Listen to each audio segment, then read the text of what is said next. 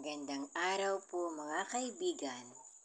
Isa na naman pong istorya ng pag-ibig ang inyong matutunghayan ngayong linggong ito na pinamagatang My Endless Love. Si Lance, nakatiim ang mukha na tinitigan siyang umiiyak. I love him, Lance. I love him so much.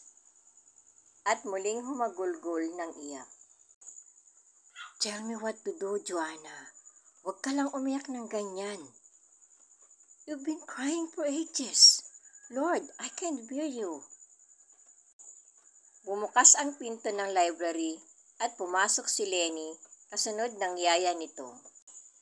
Mama, where's my papa? Napalingon sa anak si Joanna. Pagkatapos ay itinaas ang luhaang mukha kay Lance na nakatitig din sa kanya. Parehong mga nagtatanong ang mga mata at muling nilingon si Lenny. What do you mean, Lenny? Tanong niya sa namamaos na tinig at pinahid ng palad ang kanyang mga luha. My papa, he promised to give me today. Your papa? Nanlumong sumandal si Joanna na muli na namang binukalan ng luha ang mga mata. Si Lenny ay nagtuloy sa loob ng silid at naupo, nakaharap niya. Huwag kang magpakita ng ganyan sa anak mo, Joanna. Please. Pakiusap ni Lance sa kanya. I'm sorry, but I can't help it. Mama, why are you crying? Nag-aalalang tumayo si Lenny at hinawakan sa balikat ang ina na tila malaking tao. Sabay na muling nagkatinginan sina Lance at Joanna. Dali-dali niyang pinahid ang mga luha sa pisngi. Pagkatapos ay kinandong ang anak. Nothing, baby. Masakit lang ang ulo ni Mama. That's all, darling. Upang huwag nang bumagsak pa ang mga luha, bagaman may mga kumakawala. Nag-aalalang tiningala ni Lenny ang ina. Mahigpit na niyakap ni Joanna ang anak. I know, all along he was your papa. Pagsisinungaling niya upang ipanatag ang dibdib ng bata. Muli niyang kinabig ang anak at sinikap na pigilin ang pagyugyog ng mga balikat. Damn you, Bernard! Damn you! I hate you forever for doing this to me. To us. Nagpakawala siya ng pilit ng ngiti at sa gumagaralgal na tinig ay sinapu ang mukha ng anak. Now, be a good boy, pet. Sama ka sa yaya pasita mo and us to table. To show you. Okay? You want some aspirin, Mama, for your headache? Nag-aalalang tanong ni Lenny na sa tingin ni Joanna ay si Bernard at lalong nagsikip ang dibdib niya. Uminom na ako ng gamot, baby. Thank you. Mawawala din ito. Sininyasan niya si Pasita na lumapit at kinuha ang bata at lumabas. Why did I have to wake up? She said bitterly at umiiyak ulit. Don't say that! Galit na wika ni Lance. Do you know the things that we went through, Lance? Puno ng kapaitan ang tinig niya na tumingala dito. 19. Gumuhit ang ngiti. Sa alaala ang mga unang araw nila ni Bernard. There has never been another man since then. Not that I didn't give other men chances. When I first thought I wanted another woman, but I couldn't love any man. I only want to love him. Inabutan siya ni Lance ng panyo. Kinuha niya ito at pinahid ang mga luha na tila hindi gustong huminto sa pagdaloy. He promised to love me forever. Patuloy niya sa pabulong na lang na paraan. How long will you love me, Bernard? Endlessly. He lied. Wala sa loob niyang sinabi na ikinapagsalubong ng mga kilay ni Lance. He married another woman. Right after he thought I died. And I'm dying right now. You are torturing yourself. Ani Lance na hindi malaman kung paano pahihintuin siya sa pag-iyak. Life is so unfair, Lance. Life is always unfair. Halos pagalit nitong sinabi para sa sarili. Naupo ito sa katabing sopa. But please, do it for your son. Get hold of yourself. Huminga ng malalim ang binata at ginagap ang palad niya. Alam kaya ng babaeng ito that he felt like dying at this moment? I know this is crazy, Joanna, he said in a harsh voice dahil sa pagsisikip ng dibdib. Pero narito lang ako. You can call me anytime you need me.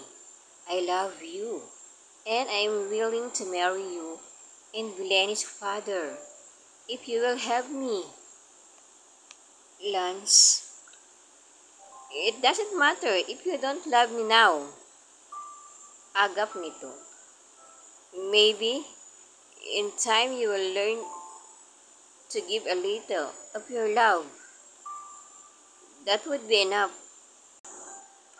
Bulong na lang halos na lumabas sa bibig ng binata ang mga kataga.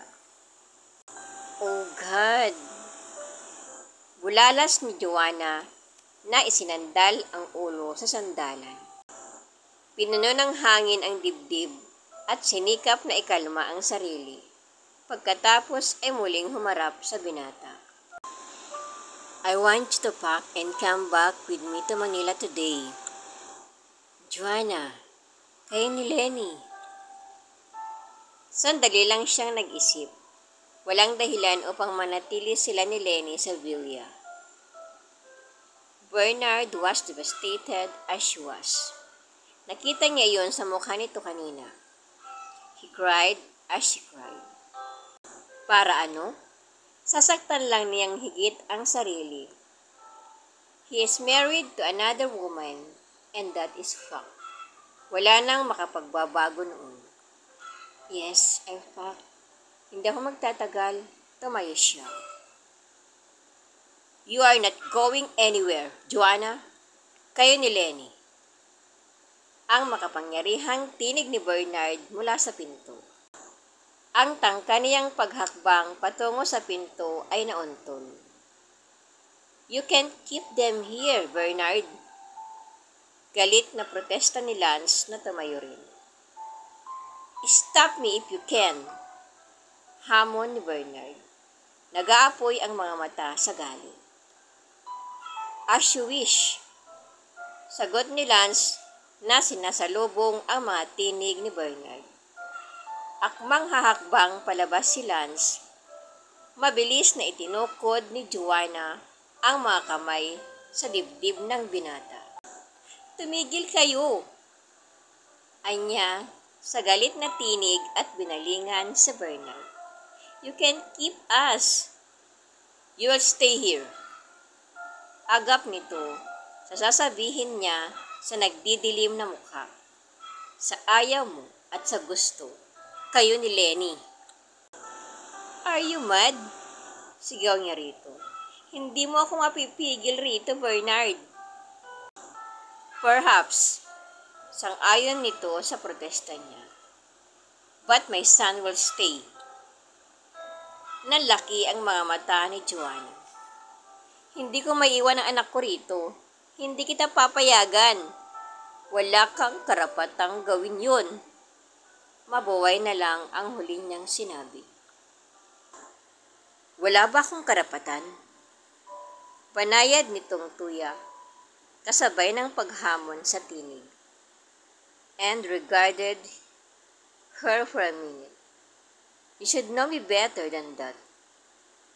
And it would be foolish para hamunin ang magagawa ko upang mapanatili dito ang anak ko. You can't do this to me, Bernard. Nasa mukha ni Bernard ang determinasyon. Pagkatapos ng lahat, I don't deserve this. Pinatatag ni Bernard ang sarili. Inalis ang mga mata sa mukha niya and held on to his anger habang itinoon ang paningin sa mga kamay niya na nakapigil sa dibdib ni Lawrence. Maaari kong isa-isahin sa harap mo ang mga legal kong karapatan. Pero hindi ko gustong pag-usapan ang mga personal na bagay sa harap ng isang estranghero, Joanna. Sinulyapan nito si Lance sa mga matang puno ng animosity. Set them free, Bernard! Si Lance, tulad din ng kay Bernard. He didn't want to see Joanna being rendered helpless by this arrogant bastard. Mayaalis mo sila dito. Over my dead body. Maghihintay ako sa labas. Hamon ni Bernard. Akmang aalisin ni Lance ang mga kamay ni Joanna na pumipigil dito upang lumabas at tanggapin ang hamon ni Bernard subalit mahigpit na pagpigil ni Joanna sa kanya. Don't, Lance, please. Maang na tumitig siya kay Bernard. Nararamdaman niya ang tensyon sa pagitan ng dalawang lalaki. Both men are good fighters. Lance is a martial arts expert, a black belter. Bernard was trained to fight for 2 years in Texas at nagsalimbayan sa isip niya ang mga turo na ibinuwal nito mula pa noon. Ang mababangis na istalyon na pinaamo nito after he resigned from the Marine. At ang isang matinding dahilan kung bakit hindi mananalo si Lance dito, gaano man kahusay ito, si Bernard ay papatay. Nanayo ang mga balahibo niya sa apoy na nasa mga mata nito. His black eyes like charcoal of fire. Mabubuhos kay Lance ang lahat ng galit and desperations nito. And the way he stared at Lance right now, he is capable of murder. Tiningala niya si Lance. Lance, please. I changed my mind. Mananatili kami ni Lenny dito. He was his father and hindi ako natatakot sa kanya, Joanna. He said. Hindi kanya mapipilit na manatili dito. I am taking you back, kayo ni Lenny. Determinadong dagdag ng binata. No, mabilis niyang iling. Please, Lance, this is my life. I choose to stay behind. Nilingon niya si Bernard. Give us a minute to talk in private, she said in a cold voice na nagpaisang linya sa mga mata ni Bernard. Please.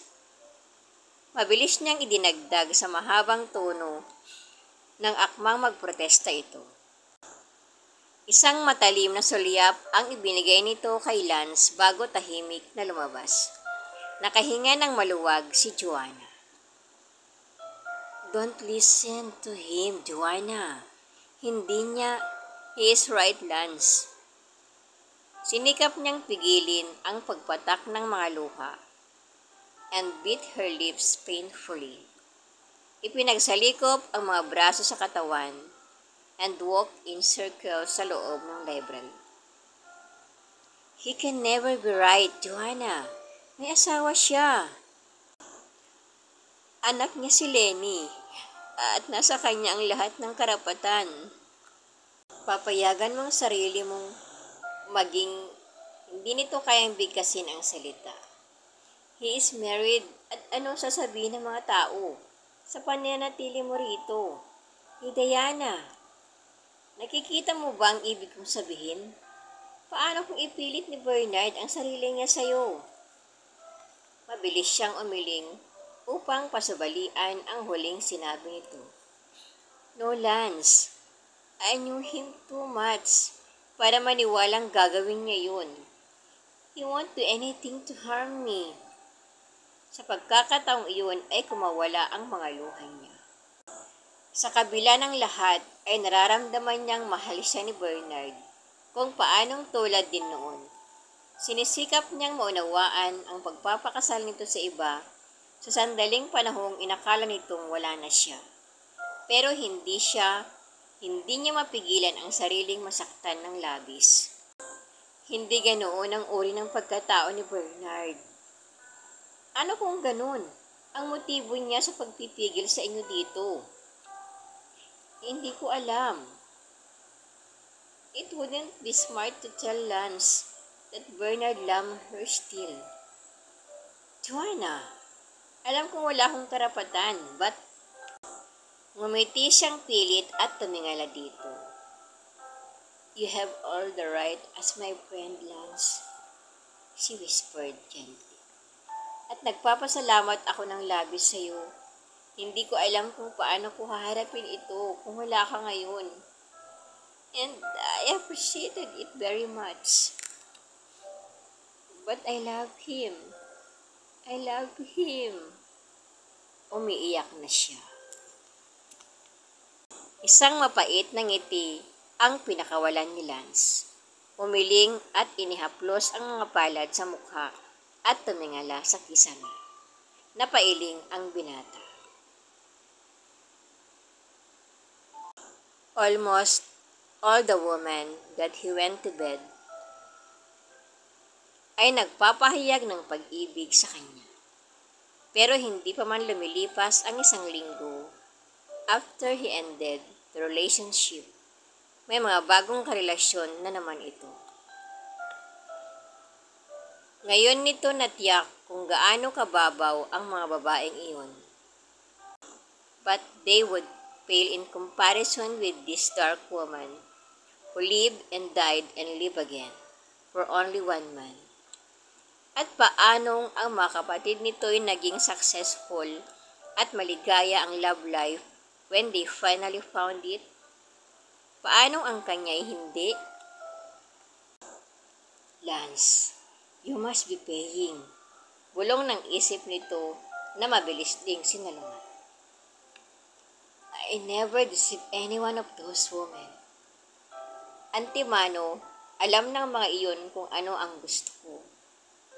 That relationship is good while it lasts. Someone will come along and you will love her more than you did me. Patuloy ni Joanna na nagpabalik ng isip nito sa sitwasyon. And she will love you in return. Love you endlessly, Lance. I know. I just know. Pilit nang umiti ang binata. I don't give up easily, dark eyes. I'll be around. He promised and gently traced her face with his knuckles. Tinitigan ni Joanna ang binata. Hindi niya gustong gawin ni Lance yun. Hindi niya gustong umasa ito. Goodbye, Lance. Please understand me. Please. Sa kabilang dako sa Manila.